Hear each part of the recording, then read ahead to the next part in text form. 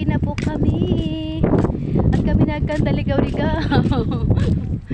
After lunch kami umalis. Napunta kami rito mag alas 5. Thank God mabait yung engineer. Yan po ang pwede na. Nakita ko na yung aking house. Bukid pa, hamo bukid pa. Bakit? Hindi, makondo to, makondo. Binidyo mo yung loob ba kanina? Kondo ito, ma. Yan po ang aming house. Sana po makalipat na kami first batch. Inshallah, makalipat na. Nako, kailangan pa ng maraming ano dito, bayarin. Pag nakalipat ka, gamit naman. May mga sasakyan, palakad. Bibili pa kami sa sakyan kasi ngang hirap. Di ba pagpasok nyo rito, guys, yan. Mahaba ang hanggang nasa gate natin. Doon sa may clubhouse. Yun. Doon. Kasi doon na tayo. Pag ganun. Buti mama ko hindi nagreklamo kasi sabi niya, buti yung bahay mo na malapit lang. Diba? So, yun. Ayun si ate nasa launahan. Naligaw kami, guys. Yun. At least nakita ko ang aking house bago ako umalis. At least na kita ko ang aking pinagpaguran. Ganun. Pinagpaguran. Po.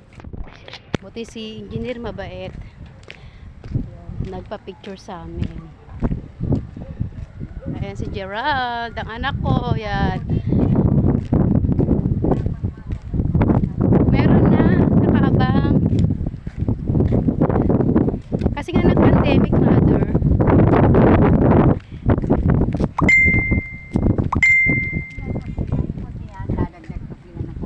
Ano lang yan, ma?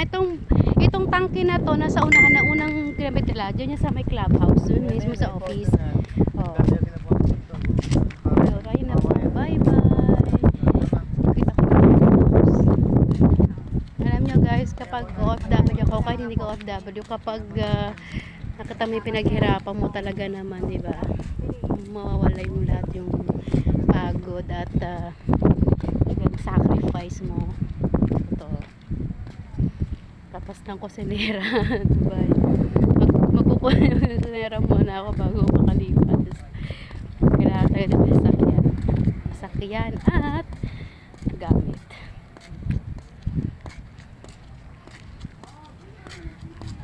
Dito, guys. Dito na kami sa... Buti malapit yung bahay ko. Nagreklamo ko. Malayo ito. Hindi nasa bukod kami, guys. Ito lang Ria Astera. Dito po kay Sir. Yan. Yan. Yan po si guard. Si guard yan. Yan si guard. Guard natin yan. Yan. Yan na, guys. Ayan na. Yan.